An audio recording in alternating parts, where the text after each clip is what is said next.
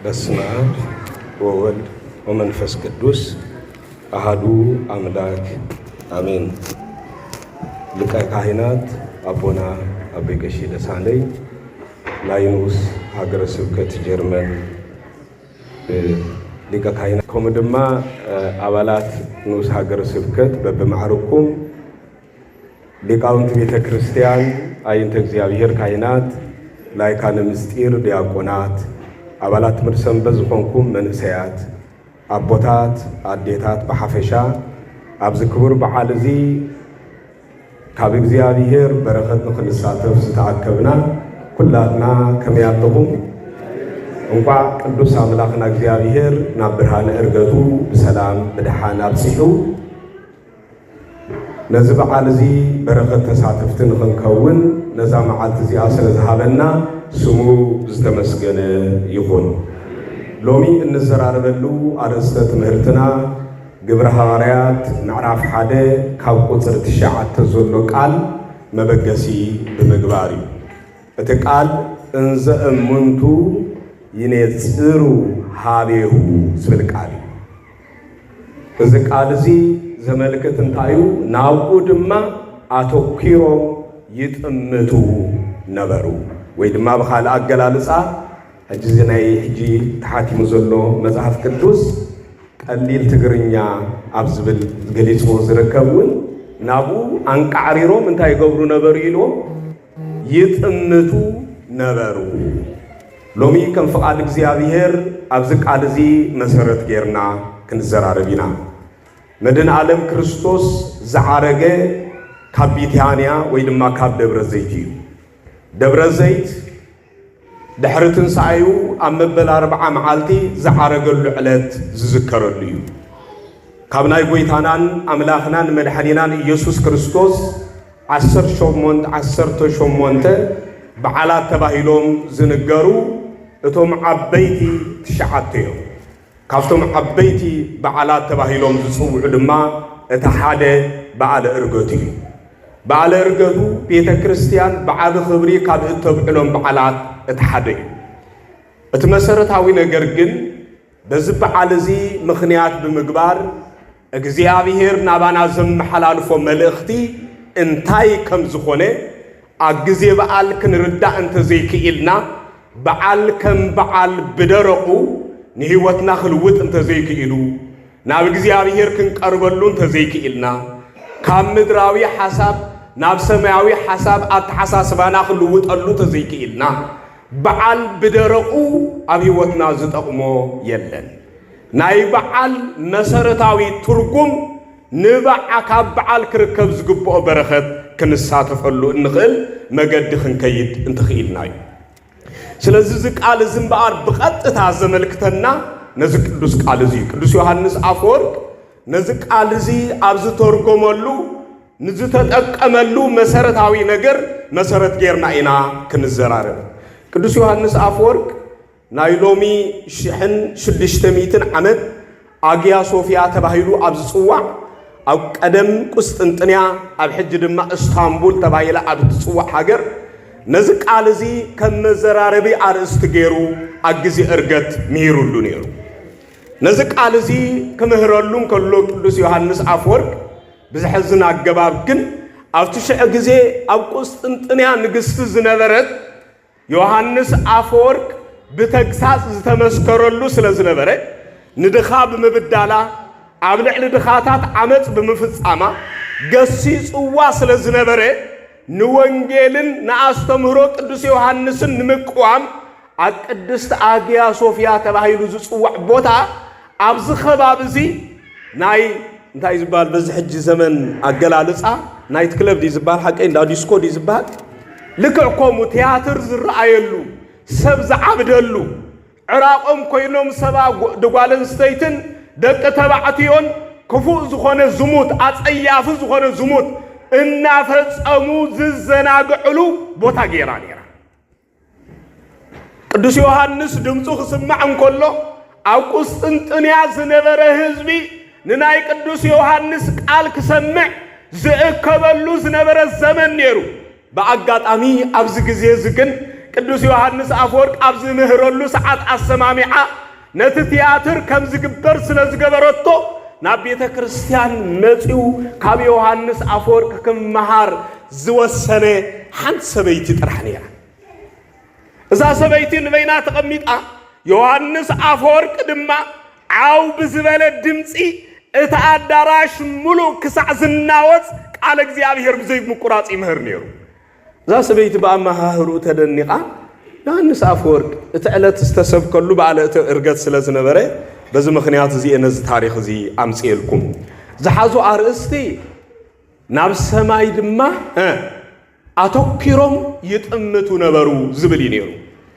ካብቲ ዝገርም ግን ነዚ ትምህርቲ ዝትምሃር ዝነበረት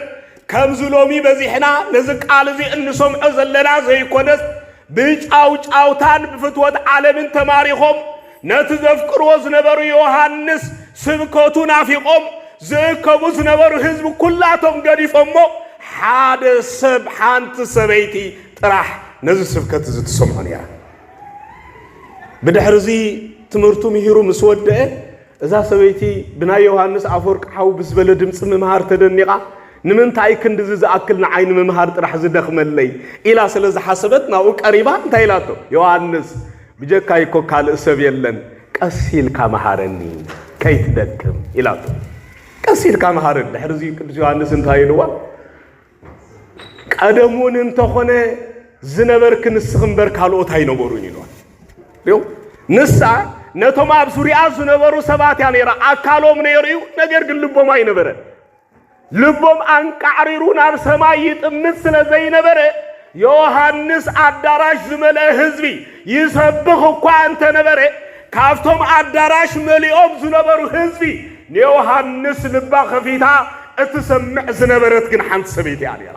ብቅድሙን ዝምህር ዝነበርኩ ንዓኸ ነይረ ንዓኣቶም ኣይነበርኩን ንሳቶም ዝመሃሩ ነይሮም እንተ ዝኾኑ ነይሮም ሕጂ ኣበይ ኣለዉ ኢልዋ ኣበይ ኣለዉ እቲ ዝተማህረ ነቲ ሓቀኛ ቃል ጸኒሉ ሰሚዑ ዝተግበረ ሰብ እኮ ካብ ቤቱ ኣይፍለን እዩ እሞ ኣብ እርገት በዓል ካብቶም ዓበይቲ በዓላት ሓደ ዝኾነ ኣብ በዓል እርገቱ ከመይሉ ካብ ቤተ እግዚአብሔር ክጠፍእ ከመይሉ ቃሉ ካብ ዝንገረሉ ቦታ ክጠፍእ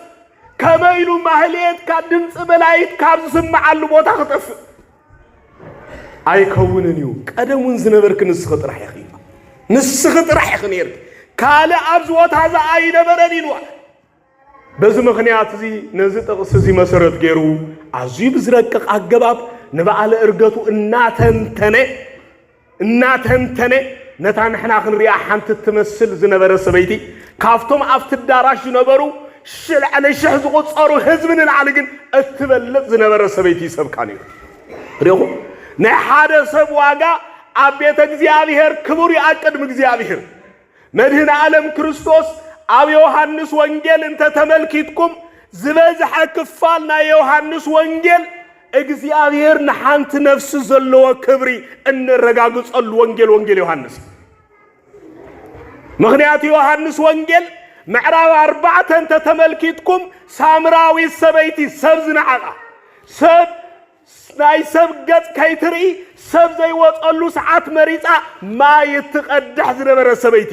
ሳምራውያን በአይሁድ ዝተናዕቂዮም እዛ ሳምራዊ ሰበይቲ ግን በአይሁድ ጥራሕ ዘይኮነት በሳምራውያን ከይተረፈ ዝተናዕቀ ሰበይቲ ነይራ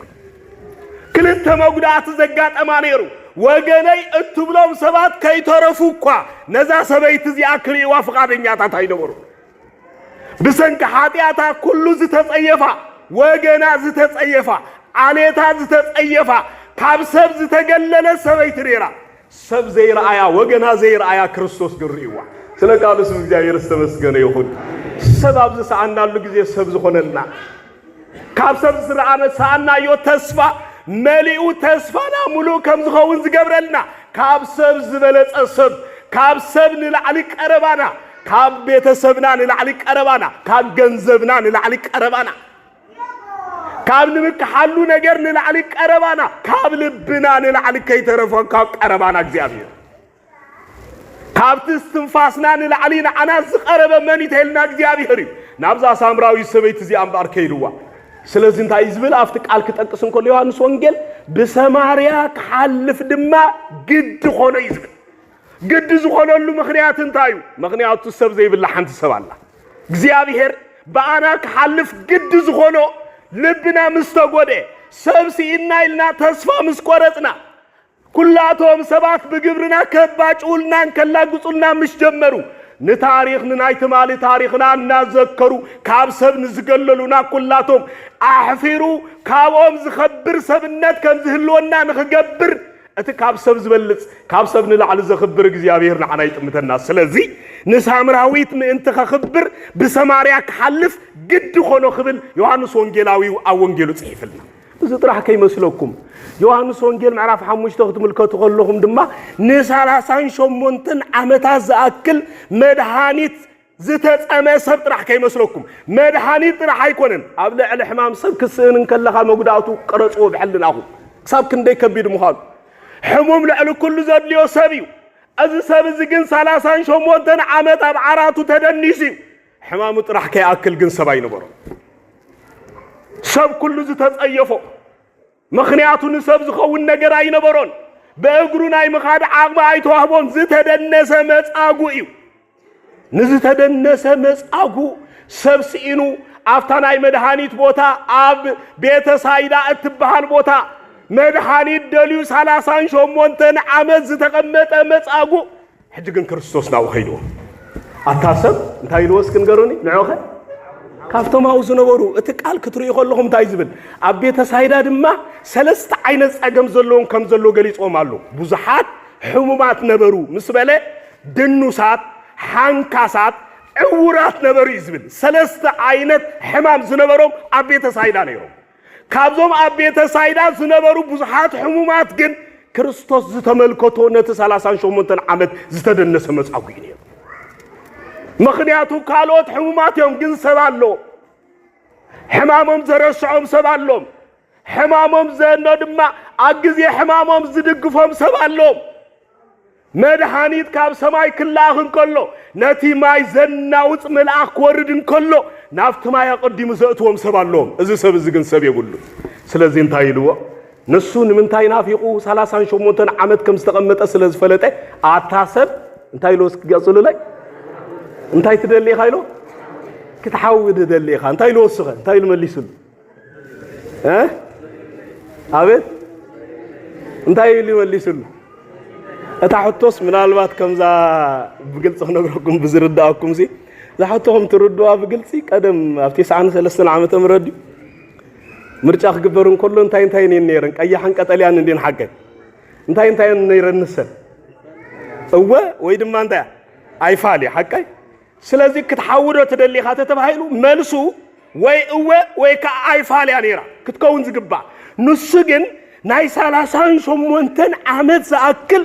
أوشتو زتوجود السب سلازي نبره نحطه بتخكل كيملسنا بصح زريات امتم كقل جميرو هو انا قلنا بس بحر زكياتو قدما يمصو سبات مو يقدموني قديما مساعتو دما كابدو ايفوسن نابله نخلو تاريخ خزرزر جميرو كريستوس كن ترديلو بزي مخنيات تنسمو ارات كال الكاخي دغيم كاغن كيتبدل يلو سلا قالو سم እግዚአብሔር استنسገን ይሁን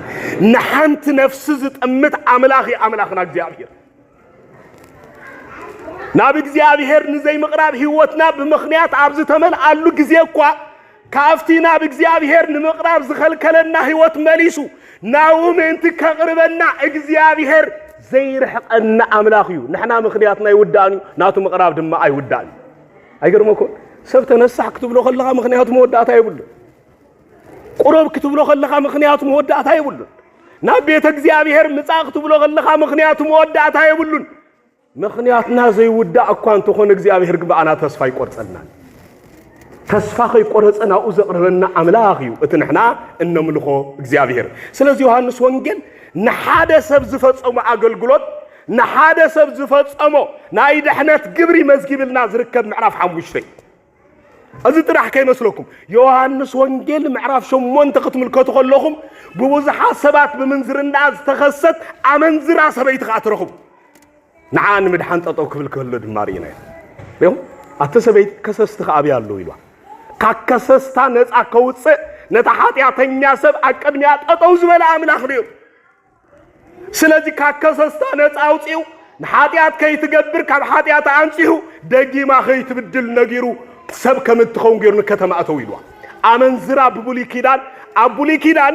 አከተማ ክቅመጡ ዘይፍቀደሎም ምሰብ ክሕወሱ ዘይፍቀደሎም ሰለስተ ነገራት ነይሩ እትናይ መጀመርያ ለምጽ እዩ ከምዚ ሕጂ ተራሕማም ከይኮነ አቡሊ ኪዳን ለምጽ ተማሕላላፍ ሕማም ነይሩ ካልኣይ ለምጽ ናይ መغዘፍቲ እግዚአብሔር ብሰንክ ሓጢያቶም ዝቀዝፎም ሰባት ዝውቅዕዎም በር ከም ተራሕማም ኮይኑ ዝመጽ አይነበረን ለምጽ ስለዚ ለምጽ አምሰብ ምሰብ ክሕወስ አይፍቀድኒ ፍንፉን እዩ ኣብ መቃብርን ካብ ከተማ ወፃእን ይቅመጥ ነይሩ በአይሁዳውያን ለምጽ አምሰብ ዝተጸየፈይ ፍልፈልጤኩም ኦዚያን ካብ ስልጣኑ ዝወረደ ብለምጽ ምስተዘብጠይ ነይሩ ብለምጽ ዝተዘብጠ ሰብ ለምጽ ዝተወቅዐ ሰብ ካብ ሰብ ይዝሃድ አይኮነን ከም ማሕደራ ማእኸል ሰብ ክነብር ይፍቀደሉ ይነበረ እቲ ካልኣይ ድማ እንታይ ይተልኩም አመንዝራታት እዮም አመንዝራታት ኣብ ማእከል ሰብ ሓቢሮም ክቅመጡ ይፍቀደሉ አይነበረን በዚ ምኽንያት ካብ ከተማ ወፃኢ ኣብ መቃብር ይቅመጡ ነይሮም እቶም ሳልሳይ ድማ ሳምራውያን እዮም ሳምራውያን ድማ ምስ አሕዛብ ስለዝተዋሰቡ ተባሂሎም ስለዝንገረሎም በአይሁድ ዝተፈንፈኑ ዝተጸልኡ ሰብ ዘይብሎም ይቆጸሩ ነው ካብቲ ዝገርመኩም አይሁዳውያን ንሰማርያ ከተማ ምእንቲ ኸይረግጹ ካብ ሰማርያ በቀጥታ ቆሪጽካ ናብ ናዝሬት ምኻድ ቀሊልን ሓጺርን መገድ እኳ እንተ ነበረ ነገር ግን ምድሪ ሰማርያ ምእንቲ ኸይረግጹ ነዊሕ መገድ ኮሊሎም ይኸዱ ነይሮም ሰማርያ በአይሁድ ዝተጸየፉ ነይሮም ክርስቶስ ድማ ኣብ ዝመጸሉ ግዜ ነዞም ሰለስተ ነገራት እዚኣቶም ቀሪቡ ፈዊስዎም አመንዝራታት ስለዝቀረቦም እንታይ ኮይኑ እንታይ ተባሂሉ ምሳ አመንዝራታትን ሓጢያተኛታትን ይቅመጥ ተባሂሉ ንሱ ድማ ንሰማርያውያን ምጸልዎም ንሱ እንታይ ኮይኑ ሉቃስ ወንጌል ምዕራፍ 10 ነቲ ሸፋቱ ዝወቅዖ ዘድሓኖ መንስክን ገሩን ካህን ድሕድሕንዎ አይኮነን ሓቂ መላሉ ድሕንዎ ሳምራዊ ዝተባህለ መን እዩ ክርስቶስ ይኮ እቲ ብሸፋቱ ዝተወቅዐ ዝተባህለ አዳም እዩ ሸፋቱ ዝተባህሉ አጋንንትዮም ንዑ መጪ ዝደንገጸሉ ዝሓዘነሉ ዘድሓኖ ድማ ክርስቶስ ሳምራዊ ክርስቶስ ብዘርእ ሓረጉ ካብ ሰለስተ ዘርእ ሓረግ ኣሎ እቲ ቀዳማይ አይሁዳዊ እዩ እቲ ካልኣይ አሕዛባዊ እዩ እቲ ሳልሳይ ሳምራዊ አይሁድ ዝጽየፍዎ ዝነበረ ኩሉ ነገር ሰይሩ ነዚ ዘርእ ሓረግ ዝሒዙ ዝመጸ ነዚ ዘርእ ሓረግ ዝሒዙ ድማ ንዓለም ብዘርኢ ካብ ዘጋጥም ምፍልላይ ሰይሩ نهزب عالم حدا خجبر زمات أماني تلكم لكريستوس نزينا كو أب تاريخ ترى زي فلت أب ماتيوس وانجيل معرف حدا زرع حركة تري يخلهم ولا نسيت أيقونة نقصر زرع حركة عطو بقصر حركة زرع حركة تقص إيرا يتفلت إنها أبزكن كندي أنا ستتقيسنا الله كندي أبزرع حركة سلسة تتقيسنا الله تمار تتقيس الله روت تتقيس الله رعاب دما تتقيس الله إزياتن كافت صغر مكم دما كافتنا نستي اتازبلت اتباهل ساراي تتقستن هيوان اي تتقستن ኤልሳቤጥ اي تتقستن عبيت عبيتات اي تتقسان ازياتهم كلن زرع حرغن كب احزاب مخنياتو كريستوس زرع حرغو كب احزابن حزبنيو كريستوس اب احزابن حزبن زنبر مفللاي زصبرو بسبكتو خيمسلكم بصنصوتو كب احزابن حزبن توليدو كب ايهودن سامراويانن توليدو أمونغوم زنبر فللي سيروا بزر إذا سخر السب مال الدمان تاي مالوتي تيلكمني نناي كريستوس فتصمو ناي دحنا تكبر زت عرر السب مالوتي يوحنس أفورك زر أنيا عليتنيا سبن منافق سبن فللي يقول من يرو حكم لكم أقليلكم كي تريقوا بيت كريستيان نعليتنيا سب كم منافق يعطوا ቅዱሳት መጻሕፍት ብንጹር ነዝገሊጾም እዮም ንሕና ደቂ እግዚአብሔር ኢና بعد تحساسبنا كم እግዚአብሔር ክንከውን ይግባና نحنا كل سب حسابنا ናበይ ገጽ ኸውን ይግባ እስክንገሩ ናበይ ገጽ ኸውን ይግባ ሐዋርያት ናበይ ገጽም ይሉ አረስተ ትምህርትና እንታይ ዝብል ናበይ ገጹ ናብ ሰማይ አንቃሪሮም እንታይ ይገብሩ ነበሩ አቅዳሴና እኮ ከይተረፈንታ አይና ንብል በሰማይ አበይ ሃሉ ልብኹም አበይ ሃሉ አብ ሰማይ ሃሉ አብ ምድር አይኹን ልብኹም مدراوي حساب زجاج أول بي أي حالكم جزياوي حساب زجاج أول بي أي حالكم لبخمس أب السماء يحلو አንቃሪሮም ይጥምቱ ነበሩ ሐሳቦም ኩሉን እግዚአብሔር ዛቡ ተስፋኦም ሰማይ ዝገበሩ መንም ተልኩም ቅዱሳን ሐዋርያትዮም ስለዚህ ቆይታ ዝማሃረና እዚ ጥራሕ ከይመስለኩም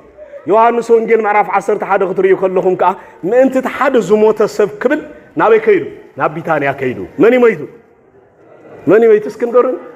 መን መይቱ አልዓዛር የሕዋቱን በርካል ሰባይ ነበሩ ምእንቲ አልዓዛር ክብል ኢየሱስ ክርስቶስ ናብ ቢታንያ ከይዱ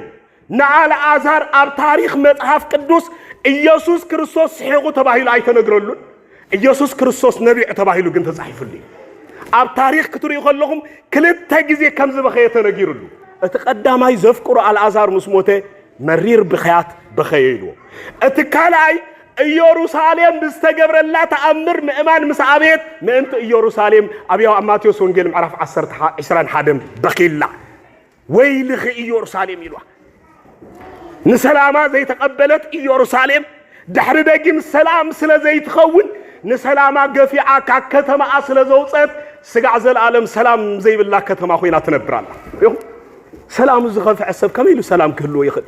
ሰላምና እኮ ተሐቀኛ ሰላምና ምን እግዚአብሔር حقኛ ሰላምና ክርስቶስ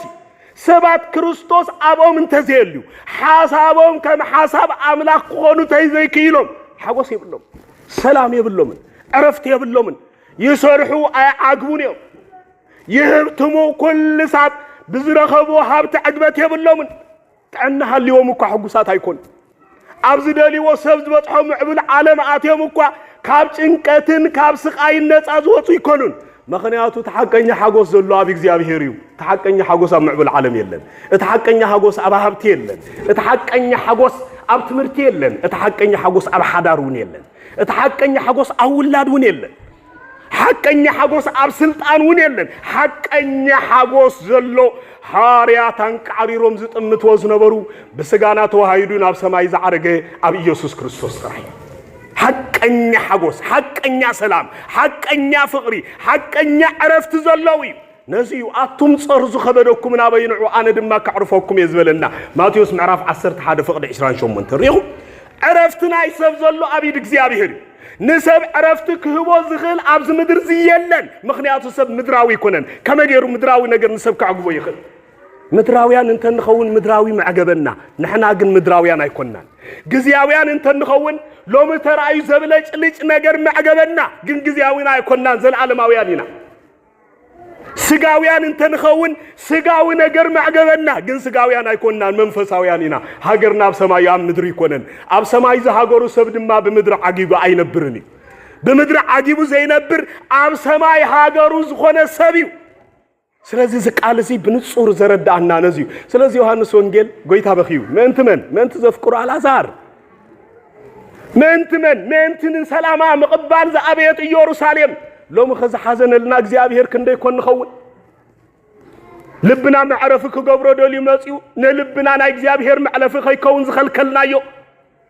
ብስጋ ተማሪኽና እግዚአብሔር ቅድሚያ ማሃብ ዝተሸገርና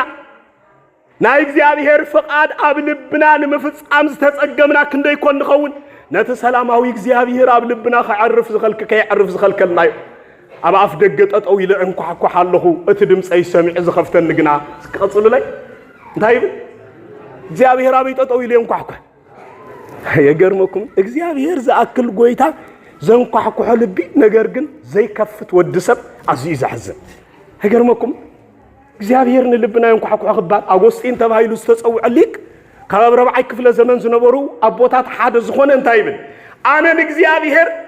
ኣብ ፍልስፍና ደለኽዎ ግን አይረኸብክዎ ኣብ መጽሐፍት ደለኽዎ አይረኸብክዎ أفلت دلخو جناي رخبكون أكل وتا دلخو جناي رخبكون لكان السخان عيك أربعة خانيركا أنا كل خد لك كان السخان جناب لبينيركا يوم إجزاء كاب إجزاء نلعلين عنك أربعة زخونة يلن نسون عنك أربعة يو نسون عنك أربعة يو ناتنا فقط كحاتة تجنابنا يحضرني مخنيات إجزاء فقري فقر خانت عنتي سلز إجزاء نفسه كفنا نسبنتنا محدر زتك أملو نعنا ناتو جنزوز جبرنا نحنا انتفقدنا لوط راحيو أدم بفقادي وديقو إجزاء راجد يدوي ودقن صدقان بفقادهم صديقهم إجزاء راجد يدوي ما يكونون صديقهم صدقنا بفقادنا حاتياتنا بفقادنا سلزي بز مخنيات እግዚአብሔር አፍ ደገል ብዘንኳሕኳሕ ነዛ ዓለም ዚያ መሕደር ይደልዩ ኣብ ታሪኽ 12 ሰፕተምበር ይዝባል ሓቀይ አሜሪካ ከቢድ ሓዘን አጋጢሞዋ ተባሂሉ ዝነገረላ ጊዜ 11 ሰፕተምበር ኢሎም ዝገልጽዎ ጊዜ ኣሎ እዚ ምናልባትን መንታ ተባሂለን ዝጽውዓ ነዋሕቲ ፖላሶታት በዞም እንታይም ዝባሃሉ አይሲስቲዮም ምናልባት ናይ ምዕራባውያን በአየር ዝተጠቃሉ ኣብ አሜሪካ ዘስካሕክሕ ስቃይ ህልቂት ዘጋጠመሉ እታ ዝኸበደት ናይ ሓዘን መዓልቲ ተባሂላ እትጽውዓ ኣብ አሜሪካ ኣብዚ ጊዜ እዚ ካብቲ ሓደጋ ዝድሓነት ሓንቲ ጓል 11 ዓመት ነይራ ኣዚ ምናልባት ኣብ ሸ ጊዜ ናዛ ቆልዓ እዚኣ ዘረባ ኣዝዩ ስለ ዝደነቐኒ ከምፃልኩም ደልየ ዛ ጓል 11 ዓመት ቆልዓ አጋጣሚ ጋዜጠኛ ኢንተርቪው ይገብረላ ቃለ መጠይቅ ይገብረላ ነው ሽዑ ንስኽ በዚ ዘጋጠመ ጉዳይ እንታይ ተሰሚዕኪ ኢልዋ ሽዑ እንታይ ኢላቶ እዚ ኩሉ ጉዳይ ከብ ምንታይ ዝመፀና ይመስለኪ ኢልሓቲትዋ እዚ ምስ በላ ሽዑ እንታይ ኢላቶ ንግዚአብሔር ካብ ገዛና ውፃእ ኢልናዮ ንስኻ ጭዋ ስለ ዝኾነ ወፂኡ ካብ ቤት ትምህርትና ውፃእ ኢልናዮ ንስኻ ጭዋ ስለ ዝኾነ ወፂኡ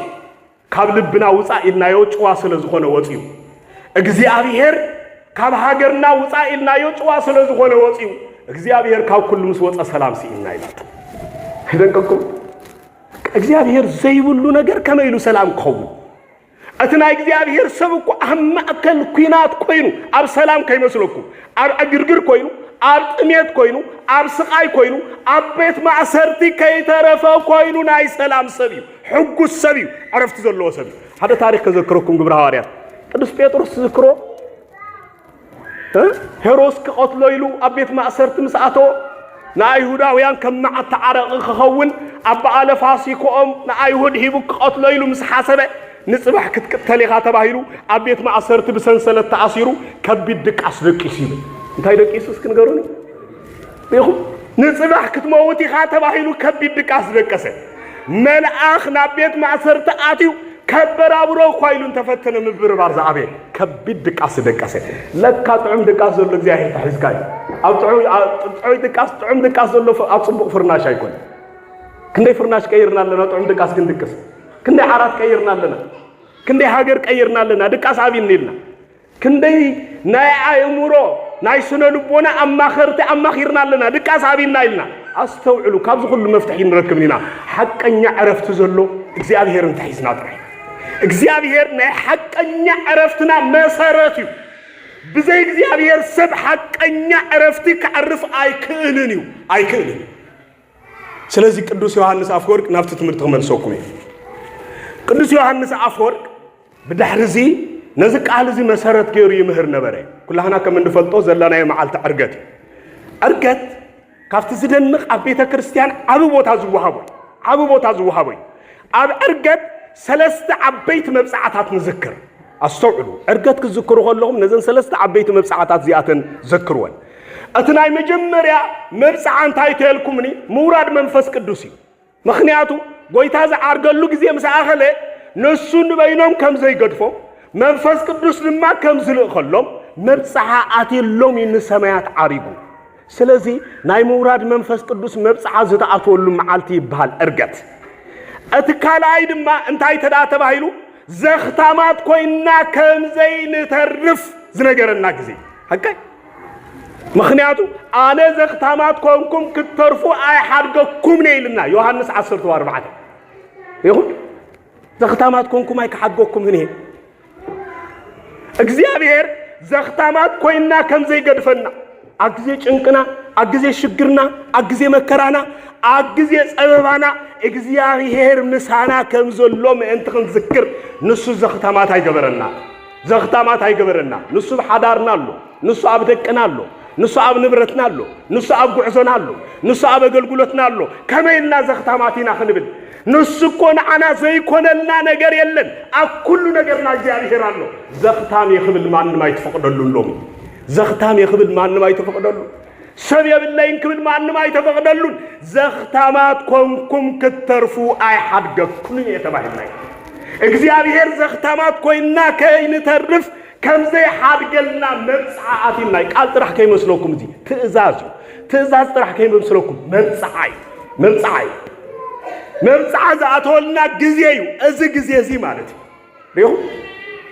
كم توساخي اتسالساي انتاي انترا تباهيلو نسو افتنسو زلو نعانا كم زغبرنا قالعتيلناي حقا نسخاتكم افتا ان زلخو منت كتهلو انا كخيد انتاي خونيلو حشوكم ريو ابي منت خنهلو اسكنغروني ابي منت خنهلو افتنسو زلو او نخنهلو مبصعاتيلنا اتولنا اتيلنايو سلازي نحنا تسفا قرص تكون يغبانا نحنا منم ነገር ከምዘይብልና ክንከውን አይግባናን ምክንያቱ ክርስቶስ ምስ አረገ አፍቱንሱ ዘልዎ ምንት ክንከውን ቦታ ዳሊላዩ ስለ ቃሉስ እግዚአብሔር ተመስገን ይሁን ስለዚህ ቦታ ከምዘለና ሰብኮይና ነበር አብዛ ዓለም ትፈልጥይኩም ሐቀይ አካውንትካ ገንዘብ ተዘይብሉ ትጨነቀይካ ስለዚህ አብ አካውንትካ ገንዘብ ኩሉ ተይትገብሮ ጻሪ የለ ንብረት እንተህሊካ ዝበለጸው ሕስነት ዘለካ ይመስለካ ግን አይኮነ እትዝበለጸው ሕስነት እግዚአ ክርስቶስ አብዘለው ቦታ ንኸትህሉ ንርእስኻ ምድላው እትዝበለጸው ሕስነት ምክንያቱ እዚ ትርጉሙ እንታይ ተልኩምኒ ንሱ አብዘለው እንተሊና ኩሉለን ዝጎለና ነገር የለን ምክንያቱ ትናቱ ዘበለ ኩሉ ናትና ከኸውን መሰል ይብናይ ውሉድ ገሩ ናይ ደቂ ወረስቲ ከምንኸውን ገርናይ ስለዚህ በዚህ ምክንያት እርገተ ክርስቶስ ሰለስተ መብጻዓታት ዝተሸከመ ዘሓዘ ስለዝኾነ እዚ መዓልቲ ክቡር ዕለት ነዚም ሊቃውንት ገልጽ ኸለው አርገ እግዚ ኢየሱስ ከመያለቡ እርገተ ጻድቃን ንጹሃን ይሁ በቃ ናትና እርገት ርጉጽ ምን ትገብር ናትና እርገት ርግጸኛ ምን ትገብር ክርስቶስን ሰማያት አሪዱ በቃ እርገት ክርስቶስ ነህና ጽባህ ንዘለና ተስፋ እንታይ ከም ዝኾነ ኣብ ምድሪ ከም ዘይገርፈና ምድሪ ቦታና ከም ዘይኮነ እዛ ምድሪ ያንዓና ግዝያዊት ሃገርና ከም ዝኾነት ናይ ክርስቶስ እርገት ምስክርና እዩ ኣብ ምድሪ ከም እንነብር ኮይና ጥራይ ንንበር ምክንያቱ ሃገር ኣለና እቲ ዝበለጸ ሃገርና ኣበይ ዘሎ እስክንገሩኒ ኣበይ ዘሎ ኣበይ ስለዚህ ኣብ ሰማይ ሃገር ከም ዘለና ንኽገርጽ ካብ ድንግል ማርያም ንዝወሰዶ ስጋ ብምስጢረ ተዋሂዶ ነዚ ስጋ ዝሒዝዎ ናበይ ዓሪጉ ናብ ሰማያት ዓሪጉ ስለዚህ እዚ ዕርገት እዚ ኸ ንዕርገትና በኽሪ እዩ ብዕርገቱን በኽሪ ኮይንላይ ብትንሳኤ ጥራሕ ኣይኮነን ብልደቱ ጥራሕ ኣይኮነን ናይ ክርስቶስ ዕርገት ንዕርገትና በኽሪ እዩ ንሕና ድማ እዚ ዕርገት እዚ ርጉጽ ዝኾነላ ግዜ ክመጽእ ስለዚህ ናይ ክርስቶስ ዕርገት እዚ ዘረጋግጽ ስለዝኾነ በዚ ምክንያት እዚ ብዕርገቱ ተስፋ ክንገብር ልብና ኩሉና ውገጽና ክንገብር ይግባና ልብና በይ ዘሎ ወንጌላዊ ቅዱስ ማቴዎስ ጎይታ ኣብ አንቀጸ ብጻን ካብ ዝመሃሮ ትምህርቲ ምዕራፍ 6 ሓደ እንታይ ይዝብል ልብ ካብ ዘሎ ሃብቲ ካብ ዘሎ አው እንታይ አሎ አው ድማ ልብ ካሎ ተባሂሉ ተነጊሩ ልብ ዝገዝኦ ንዝሃብናዮ ነገር እዩ ስለዚህ ልብና ኣብ ሰማይ ክህሉ ልብና ሐሳብና ኩሉ ኣብ ሰማይ ክንገብር ምንቲ ናይ ክርስቶስ ዕርገት ዘረጋግጸልና ኣብ ምድሪ ጥራሕ ርኢና ከይንተርፍ ሐሳብና ምድራዊ ነገር ጥራሕ ከይከውን ሰማያዊ ተስፋ ከም ዘለና ዘላለማዊ ህይወት ከም ዘለና ሓዳሽ ዓለም ከም ዘላትና ምንቲ ክንዝግር ሰማይ ንዓና ዝተዋሃበትና ተስፋ ነያ እዛ ሰማይ እዚኣ ኣብ ግዜ ዕርገት እንረጋግጻ ሰማያ ነዚሁ ቃሉ ክጠቅስ እንከሎ እንታይ ኢሉ ተዛሪቡ ትኩር ኢሎም ድማ ናብ ሰማይ ገጾም እንታይ ገብሩ ነበሩ ይጥምቱ ነበሩ ስለዚህ ናብ ሰማይ ገጾም ዝጥምቱ ዝነበሩ ቅዱሳን ሐዋርያት ዕርገት ክርስቶስ ተስፋኦም ገይሮም እዮም ዕርገት ክርስቶስ ዕርገቶም ከም ዝኾነ ርግጸኛታት ኮይኖም እዮም ነዚ ገይሮም እሞ ኩላህና ንሕናኻ ነዚ ዕርገት እዚ ተስፋ ገይርና ክንጽበይ ይግባአና ነዚ ንክንገብር መንፈስ ቅዱስ ይደግፈና እግዚአብሔር ብዕርገቱ ናይ በረኸት ዕርገት ይግበረልና ዕርገቱ ንዕርገትና መረጋገጺ እሞ ከም ዓረግቲ ኮይና ንንበር ከም ሰብ ተስፋ ኮይና ንንበር ከም ዘለዓለማውያን ኮይና ንንበር ምድራዊ ሐሳብ ዘይገዛአና بمدراوي نجر نسماوي نجر النرسح سبات كين خون تنقعات كين ناخن نبري جبانا الناس رحنا خنكون نخلينا الناس مهارنا خنكون نخلينا ويد ما حبتنا خعبتنا خنكون نخلينا أزغلو خنجبر أي تخل كلنا ነገር ግን ነዚ ሁሉ ክንገብርን ከለና ኣብዚ ዓለም እዚኣ ግዝያውያን ምዃንና እንዳዘከርና ሃገርኩም ኣበይ ኢሉ ሐዋርያ ቅዱስ ጳውሎስ ኣበይስ ክንገሩኒ ስለዚ ምድሪ ሃገርና ጌርና ከይንነብር ንጠንቀቕ እዛ ብኢሰብ ዝተሰርሐት ድንኳን እንተፈረሰት እኳ ኢሉ ቀዳማይ ቆሮንቶስ ቅዱስ ጳውሎስ ብኢድ ኣምላኽ ዝተሰርሐት ዘለዓለማዊት ቤት እንታይ ኣለሃና ኣላ ኣብ ሰማይ ኣላትና ኢሉ ስለዚ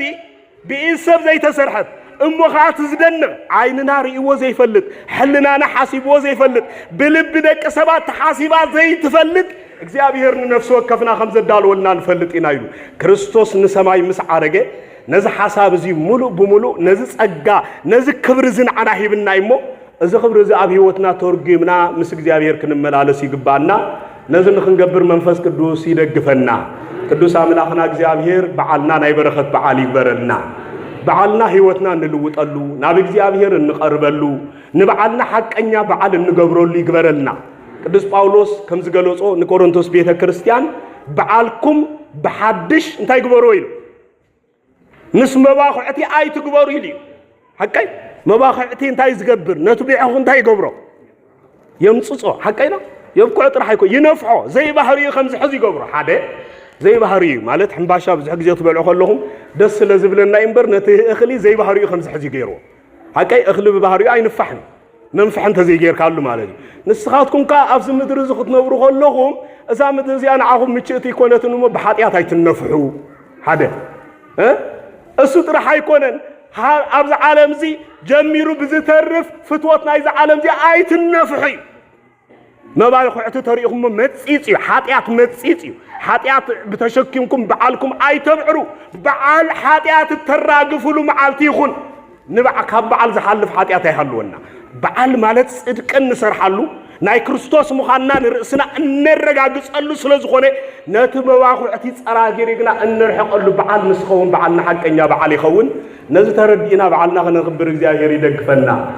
إذا بعال زي جزنا نبي إجزاهير نملسلو بنصحن نحسبلو بقدس قربان نصنعلو تسفنا أب سماء نجبرلو لبنا كله نجزاهير نهبلو بعال يجبرلنا قدس عملاخنا إجزاهير سلزم حرنا سمس مسجنا يكون وسبحان لإجزاهير